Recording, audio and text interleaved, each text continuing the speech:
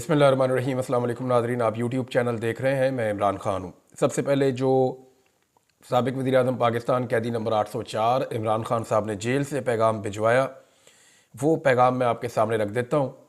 और एक इमरान ख़ान साहब का आर्टिफिशियल इंटेलिजेंस का भी बयान आया है। इस फील्ड के अंदर पाकिस्तान तहरीक इंसाफ बहुत आगे है, यानी कोई और जमात पाकिस्तान में क्या इस पूरे रीजन में उनका मुकाबला नहीं कर पाती। आर्टिफिशियल इंटेलिजेंस को जैसे पाकिस्तान तहरीक इंसाफ ने इमरान खान साहब के पैगामात को पहुंचाने के लिए इस्तेमाल किया है, या बहुत सारे ग्राफिक्स इस्तेमाल करते हुए उन्होंने चीज़ों की इंटेंसिटी को बताया है, ये इससे पहले हमने कभी नहीं देखा।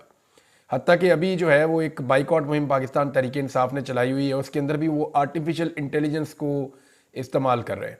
ये कोई ऑफिशियल मुहिम नहीं है पाकिस्तान तहरीक इंसाफ की, लेकिन ओवरऑल बहुत सारे सोशल मीडिया इस्तेमाल करने वाले जो पाकिस्तानी है, चाहे वो पाकिस्तान में रहते हैं चाहे पाकिस्तान से बाहर रहते हैं, उन्होंने ये मुहिम चलाई हुई है और ये मुहिम जो है काफ़ी मौसर अब दिखाई दे रही है। इमरान खान साहब को जेल के अंदर दिखाना हो, सख्तियाँ दिखानी हो, या डी चौक पे जो हुआ वो दिखाना हो, या पाकिस्तान तहरीक इंसाफ के जलसों को या उनके हीरोज़ को ग्लोरीफाई करना हो, या जुल्म और ज़्यादती को बताना हो, तो इस हवाले से आर्टिफिशियल इंटेलिजेंस को बड़ी कामयाबी से तहरीक इंसाफ ने इस्तेमाल किया। देखिए, नौजवानों की जमात है और ये पढ़े लिखे बाशऊर नौजवान है, तो वो अपने ख्यालात को, अपने तसव्वुरात को फिर आर्टिफिशियल इंटेलिजेंस के ज़रिए से पब्लिक के सामने लेकर आते हैं। और वैसे भी ये बात बिल्कुल ठीक है कि एक तस्वीर हज़ार अल्फाज पर भारी होती है, और इसको प्रैक्टिकली पाकिस्तान तहरीक इंसाफ ने साबित किया है। इमरान खान साहब का जो स्टेटमेंट आया, वहाँ पे इमरान खान साहब ने बताया, जी मैंने ये कमेटी बनाई हुई है और हमारे दो मुतालबात हैं, और दोनों मुतालबात बड़े सादे हैं कि 9 मई को और 26 नवंबर, इन 2 दिनों में जो भी हुआ, इनके हवाले से एक जुडिशल कमीशन तश्कील दिया जाए। दूसरा, जो बेगुनाह सियासी कैदी हैं उनको रिहा किया जाए। और इसमें जो स्टेक होल्डर हैं, इमरान खान साहब ने लफ्ज़ स्टेक होल्डर इस्तेमाल किया, ना हुकूमत का लफ्ज़ इस्तेमाल किया, ना एस्टेब्लिशमेंट का लफ्ज़ इस्तेमाल किया। उन्होंने स्टेक होल्डर्स का लफ्ज़ इस्तेमाल किया। अब जो भी आना चाहता है और बात करना चाहता है और जिसके पास ये इख्तियार है कि वो अमल दरामद करवा सके, वो आए और आकर बात कर ले। लेकिन सिचुएशन बड़ी अजीब है, वो मैं आपको बाद में बताता हूँ। पहले आप इमरान खान साहब का स्टेटमेंट देखें। इमरान खान साहब ने कहा, जी बाइकआउट हम कर देंगे, फिर इसके बाद हमारा 13 तारीख तक इंतज़ार करेंगे, और 14 से सोशल मीडिया के ऊपर और मीडिया के ऊपर हर जगह पे पाकिस्तान तहरीक इंसाफ इस कंपेन को खड़ा करेगी कि सिविल नाफरमानी। इमरान खान साहब ने इससे पहले नवाज शरीफ साहब को 2 दिन में इस्तीफे का कहा था 2014 में, और तब भी सिविल नाफरमानी की तहरीक चलाई थी, लेकिन वो एक बड़ी बुझे हुए दिल के साथ तहरीक थी, ना उसकी कोई तैयारी थी और ना उस वक्त इमरान खान साहब की इतनी मकबूलियत थी, तो वो तहरीक कामयाब नहीं हुई। लेकिन इस वक्त इमरान खान साहब का पाकिस्तान में मकबूलियत का तोती बोलता है, और तमाम पॉलिटिकल पार्टी जो है वो लगातार अपनी मकबूलियत खोती चली जा रही है। ऐसे में इमरान खान साहब की ये तहरीक कामयाब हो सकती है, क्योंकि ओवरसीज़ पाकिस्तानियों से वो आगाज़ करने जा रहे हैं। इमरान खान साहब ने कहा, पहले मरहले में ओवरसीज़ पाकिस्तानियों को कहेंगे कि जो रेमिटेंसेज वो पाकिस्तान में भेज रहे हैं, ज़र मुबादला जो वो पाकिस्तान में भेज रहे हैं, उसको महदूद कर दें, यानी ज़रूरत के तहत जितना चाहिए उतना भेजें, वो ज़्यादा ना भेजें। इससे हुकूमत के ऊपर दबाव पड़ेगा। फिर इमरान खान साहब ने कहा, इसकी जिम्मेदारी हमारे ऊपर नहीं होगी, क्योंकि हमने हुकूमत को अपने जायज़ मुतालबात पहले बता के मुज़ाकराती कमेटी भी बना दी है। हुकूमत मुज़ाकरात नहीं करेगी, हटदर्मी दिखाएगी, तो जिम्मेदारी हुकूमत के ऊपर होगी। हम जिम्मेदार नहीं होंगे, हम अगले मरहले में और भी एहतजाज करेंगे और इसको आगे ले जाएंगे। अब स्टेटमेंट इमरान खान साहब का यह है कि अडियाला जेल में सहाफ़ियों और वकला से गुफ्तगू करते हुए इमरान खान साहब ने कहा कि जंगल के बादशाह ने खुद को आइन और कानून से ऊपर रख लिया है। 26वीं आइनी तरमीम के जरिए अदलिया समेत हर इदारे को ज़ेर करके एक शख्स की बादशाहत का तसलसल कायम रखने के लिए 10 साल के लिए मुल्क में आमरीत नाफिज कर दी गई है। रियासती दहशतगर्दी के जरिए मुल्क में खौफ फैलाया जा रहा है। हमें डरा धमका कर नाजायज़ हुकूमत को तस्लीम करने का कहा जा रहा है। एजेंसियों को उनके असल काम से हटाकर तहरीक इंसाफ के पीछे लगा दिया गया है, जिससे कौमी इदारे फ़ौज का तासुर तबाह हो रहा है। पूरे मुल्क को बंद कर दिया गया है। इस्लामाबाद से बाकी सूबों का रास्ता काटा गया है। इस्लामाबाद पहुंचने वाली निहत्ती अवाम पर गोली चलाई गई है। हमारे लोगों के साथ जुल्म किया गया है। सीधी गोलियां मारकर शहीद किया गया है। उनके घरों और ख़ानदानों को निशाना बनाया गया है। उनकी तौहीन की गई है। मुल्क में सुबाइयत की आग भड़काई जा रही है। बताया जा रहा है कि इस्लामाबाद में पख्तूनों को नस्ली बुनियादों पर निशाना बनाया जा रहा है। इसकी भरपूर मजम्मत करते हैं। तहरीक इंसाफ वफाकी जमात है जिसने पूरे पाकिस्तान को जोड़ कर रखा हुआ है। मैं अपनी कौम को हदायत करता हूँ कि हुकूमती शरपसंद अनासर की किसी भी कोशिश के बावजूद आपने मुत्तहिद रहना है। हम सब किसी भी नस्ल से बालातर होकर सिर्फ पाकिस्तानी हैं। जब भी हमारी जमात एहतजाज करने का ऐलान करती है, मेरे ऊपर जेल के अंदर मजीद पर्चे कर दिए जाते हैं। मुझे बताया गया है कि हमारे कई लोग अभी तक मिसिंग हैं, लापता हैं, जिनकी ज़िंदगी के बारे में हमें शदीद तहफ़्फ़ुज़ात हैं। हमारा मुतालबा है कि हुकूमत जल्द अज जल्द गिरफ्तार शहरियों और अस्पतालों और सर्द खानों में लाए गए ज़ख्मी और शहीद अफराद का डाटा शाया करे और सीसीटीवी फुटेज और अस्पतालों और सेफ सिटी कैमरों का डाटा भी महफूज बनाया जाए ताकि सच कौम के सामने आए। हमारे दो मुतालबात हैं और सुप्रीम कोर्ट के सीनियर तरीन जजेस के नीचे 9 मई और 26 नवंबर के वाक़यात की आज़ादाना तहकीकात के लिए कमीशन बनाया जाए। दूसरा यह कि नाहक सियासी कैदियों को रिहा किया जाए। मुज़ाकरात के लिए उमर अयूब की सरबराही में कमेटी बना दी गई है। अगर मुतालबात ना माने गए तो सिविल नाफरमानी जो है उसकी तहरीक शुरू हो जाएगी और इसमें तरसीलात ज़र में कमी और बाइकआउट की तहरीक हम शुरू कर देंगे। इमरान खान साहब ने जनाब ये स्टेटमेंट दे दिया है।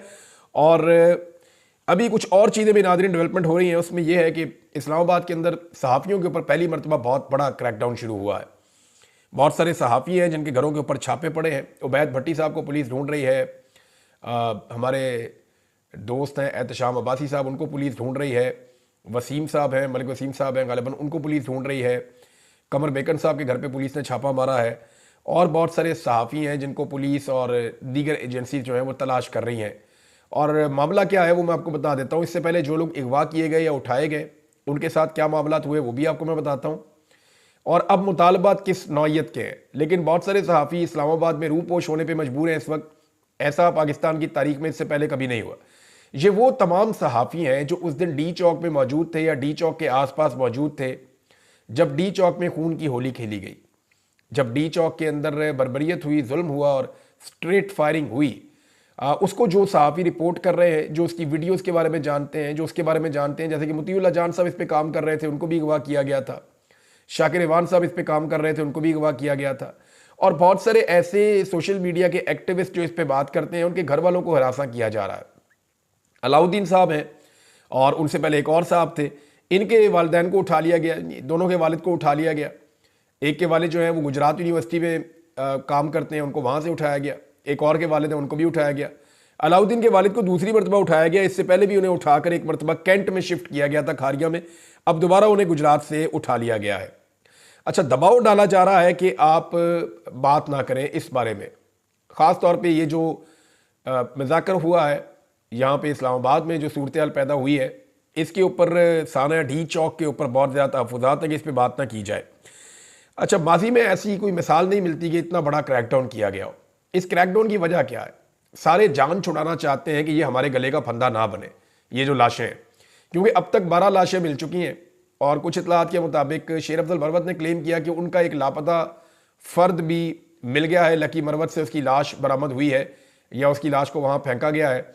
तो अब ये भी पता नहीं है कि क्या वो यहाँ पे शहीद हुआ है या कोई और मामला हुआ है। बहरहाल अभी तक 12 पाकिस्तान तहरीक इंसाफ जो है वो कंफर्म कर रही है कि उनकी शहादतें हुई हैं, जिनकी तदफीन कर दी गई है। पाकिस्तान तहरीक इंसाफ के लोग वहाँ पे मौजूद थे और उनके बाद गवाहान भी मौजूद हैं। तो ये तो 12 लोग तो आप कर दें एक साइड पे। इसके बाद जो उनके लापता अफराद हैं उनके हवाले से उन्हें सख्त तहफ़्फ़ुज़ात हैं। अब ये मामला कत्लों का किसके गले पड़ेगा, ये बड़ी अजीब चीज़ है। यहाँ पे एस्टेब्लिशमेंट और हुकूमत दोनों एक दूसरे से दूर हो रहे हैं। यानी एस्टेब्लिशमेंट ने और हुकूमत ने दोनों ने मिलकर इमरान खान को मारा था और बहुत लंबे अरसे तक मारा है। उसकी तफसीलात मैं आपके सामने रख देता हूँ। यानी पौने 3 सालों में इमरान खान पर 188 मुकदमात हैं, उन पर कातलाना हमले हुए हैं, वो गोलियां भी उनको लगी हैं, उनके घर को तबाह किया गया है, इद्दत और तोशाखाना जैसे घटिया मुकदमात उनके ऊपर बनाए गए हैं, उन पर मीडिया में पाबंदियाँ लगाई गई हैं, उनसे उनका मैंडेट छीन लिया गया है, इंतखाबी निशान ले लिया गया, उनके लोगों को शहीद किया गया, ख़वातीन और बच्चों पर जुल्म किया गया, जबरी गुमशुदगियाँ की गई, अगवा बराए बयान करवाया गया, उनकी बीवी को और बहनों को जेल में रखा गया, जेल में उनके साथ इंतहाई गैर इंसानी सलूक इमरान खान साहब के साथ किया गया, तमाम फाशिस्ट हथकंडे इस्तेमाल किए गए। और अब ऐसा दिखाई देता है कि दोनों थक गए हैं, यानी हुकूमत भी और इस्टेब्लिशमेंट भी, और अब दोनों इमरान खान को एक दूसरे के खाते में डाल रहे हैं कि नहीं जी हमारी लड़ाई नहीं है, इसके साथ तो हुकूमत की लड़ाई है। हुकूमत कहती है यार हम कभी किसी को इतना मारते हैं। यानी मैं आपको बताता हूँ कि जो इस्टेब्लिशमेंट के माउथ पीस हैं वो अब टीवी चैनल पे और सोशल मीडिया पे आकर ये कह रहे हैं कि जनाब हमारा तो देखें, अब रियासत के साथ थोड़ी लड़ाई है पीटीआई की, इन सियासी जमातों के साथ लड़ाई है, इनका कसूर है, ये जो कुछ भी किया है इन्होंने किया है, अगर लाशें गिरी है तो इनकी रिस्पॉन्सिबिलिटी है, हमारी तो कोई जिम्मेदारी नहीं है। तो एक तरफ जो एस्टेब्लिशमेंट के माउथ पीस हैं वो ये बयानियां बना रहे हैं, दूसरे जो हुकूमत के माउथ पीस हैं या हुकूमत के अपने लोग हैं वो ये बयानियां बना रहे हैं और निजी महफिलों में हर जगह पे ये कह रहे हैं। और मैं जिम्मेदारी से आपको ये बात बता रहा हूं, हमारे साथ भी जब वो बात करते हैं हुकूमत के लोग, तो वो ये कहते हैं देखें हम सियासी लोग हैं, हम एक लेवल तक ही मामलात को जो है वो ले जा सकते हैं, इतना जुल्म और बर्बरियत हम कभी नहीं कर सकते। पाकिस्तान तहरीक इंसाफ के खिलाफ जो कुछ भी हो रहा है, ये PMLN या पीपल्स पार्टी या हम लोग नहीं कर रहे, ये एक्चुअली एस्टेब्लिशमेंट कर रही है। और ये वही एस्टेब्लिशमेंट है जिन्होंने माजी में हमारे ऊपर भी जुल्म और जबर किया है, हमें भी तकालीफ दी हैं। तो अब वो एस्टेब्लिशमेंट पाकिस्तान तहरीक इंसाफ को उससे ज़्यादा तकलीफ इसलिए दे रही है कि तहरीक इंसाफ और उनकी लीडरशिप सरेंडर नहीं कर रही या वो बात मान नहीं रहे। तो हुकूमत तो जान छुड़ा लेती है, निजी महफिलों में वो ये बात कर रहे हैं, कल को वो खुलकर करना शुरू हो जाएंगे। और आजकल उन्होंने कुछ जुमले बोलना भी शुरू कर दिए हैं। यानी आप यहां से अंदाजा करें कि एस्टेब्लिशमेंट और हुकूमत के जो दोनों तरफ के टाउट्स हैं, उनकी आपस में लड़ाई हो गई है। अभी वजीरे इतलात है पंजाब की, उनकी और फैसल वाडा की झड़प हुई, मैं टीवी चैनल के ऊपर देख रहा था। और इन्होंने एस्टेब्लिशमेंट के मोहरे अब ये आपस में लड़ना शुरू हो गए हैं। वजह यह है कि एस्टेब्लिशमेंट अपनी जान छुड़ा रही है, मामला बहुत बड़ा हो गया, इंटरनेशनली बहुत मामला उठ गया है, आलमी सतह पे इसके अंदर बहुत गर्मी पैदा हो चुकी है। जो भी पाकिस्तान में डी चौक में हुआ है, किसी को इस बात का अंदाजा नहीं था।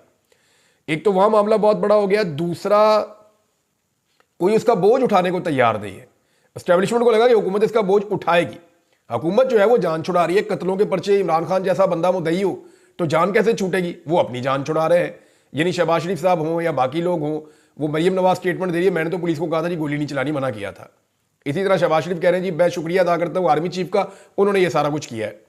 अब ये एक दूसरे के ऊपर इल्जाम लगा रहे हैं। फैसल वाडा ने नून लीग और नून लीग ने फैसल वाडा में चढ़ाई कर दी है। और मुख्तलिफ और भी इस तरह के माउथ पीस जो है वो एक दूसरे के खिलाफ स्टेटमेंट दे रहे हैं।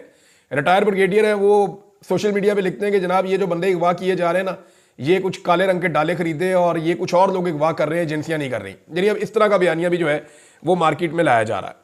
अब दोनों एक दूसरे पे इल्जाम लगा रहे हैं कि तुम जूते साफ करते हो, कहते नहीं तुम जूते साफ करते हो। और दोनों ठीक कह रहे हैं, दोनों ही जूते साफ करते हैं और दोनों बड़े अच्छे जूते साफ करते हैं। PMLN ने इसमें क्या पाया? देखिए, इस वक्त जिन लोगों को अगवा किया जा रहा है या उठाया जा रहा है, उनसे जो मुतालबा है वो मैं आपको बताऊंगा तो आप हैरान हो जाएंगे। मुतालबा उनसे ये किया जा रहा है, और थोड़े दिन पहले ये मुतालबा मेरे सामने भी रखा गया था कि जनाब एस्टेब्लिशमेंट को कुछ ना कहें, एस्टेब्लिशमेंट को आप छोड़ दें उनके हाल के ऊपर। एस्टेब्लिशमेंट इन मामलात से निकलना चाहती है, एस्टेब्लिशमेंट को कुछ ना कहें। हुकूमत भी ऐसी थी तैसी फेर दे, हुकूमत पे आपने जितनी तनकीद करनी है करें। अगर आप इमरान खान का बयानिया बताना चाहते हैं तो आप बताएं। अगर इमरान खान के बयानिए के ऊपर आपको लगता है कि वो ठीक बात कर रहा है तो आप उस बयानिए को सपोर्ट करना चाहते हैं, आप करें। अपने एनालिसिस में आप जिसकी मर्जी हमायत करें, जिसकी मर्जी मुखालफत करें, लेकिन मेहरबानी करें एस्टेब्लिशमेंट की तरफ आपने नहीं देखना। ये जो बंदे अगवा किए गए हैं उनको भी यही कहा जा रहा है। मैं जिम्मेदारी के साथ आपको ये बात बता रहा हूं। अब PMLN के लिए और पीपल्स पार्टी के लिए या जो लोग हुकूमत में बैठे हैं उनके लिए ये सोचने की बात है कि उन्होंने क्या पाया। यानी नून लीग ने अपनी सियासत भी तबाह कर दी, अपनी इज्जत भी खाक में मिला दी। इक्तदार जो है उनको जो मिला वो कठपुतली वाला इक्तदार मिला है और पॉलिश कर करके भी थक गए हैं। मगर बदले में मिला क्या? फैसल वाडा के ताने और एक कठपुतली हुकूमत, और आइंदा इलेक्शन में भी नहीं जा सकते। तो ये PMLN ने अब तक इक्तदार तो उनको मिला है कठपुतली वाला, लेकिन तन्हाई मिली है उन्हें। PMLN ने अपने आप को तनहा किया है, अपने आप को बदनाम किया है और अपनी सारी सियासत के ऊपर पानी फेर दिया है। नवाज शरीफ साहब की 40-45 साल की 50 साल की सियासत थी, वो अब कख नहीं रही इस वक्त तक की। अगर मैं आपको बात कहूं तो वाकई मियां साहब ने अपनी बर्बादी अपने हाथ से खुद की है। और उसके अंदर उनकी बेटी का, उनके भाई का, उन सब का हाथ है, जो लोग बहुत फ्रस्ट्रेटेड थे कि किसी तरह बूट पॉलिश करके उन्हें इक्तदार मिल जाए।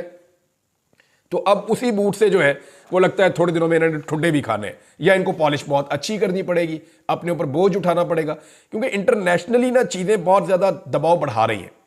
पाकिस्तान में एक बड़ा सीरियस मसला हुआ है जिसके ऊपर कोई तवज्जो नहीं दे रहा, और वो मामला है कश्मीर का। और बड़ी गैर संजीदगी पाकिस्तान में दिखाई जा रही है पाकिस्तान की रियासत की जानिब से। एक तो थोड़े दिन पहले बड़ा गंदा स्टेटमेंट दिया पाकिस्तान के वजीर दाखिला ने, उन्होंने कश्मीरियों को बिल्कुल ही डिसोन कर दिया, उन्होंने कश्मीरियों को पाकिस्तान मानने से इनकार कर दिया। तो ये डिसोन कर देना ये बड़ी सख्त ज्यादती थी। अब वहां बड़ी मखदूश सूरत हाल है। ये हुई क्यों, मैं आपको ये बताता हूं। आज से चंद महीने पहले आपको याद होगा कि कश्मीरियों ने एहतजाज किया था, ताजिरों ने एक तहरीक शुरू की थी और उन्होंने ये कहा था कि हमारी जो सब्सिडीज हैं वो क्यों हमसे ली जा रही हैं।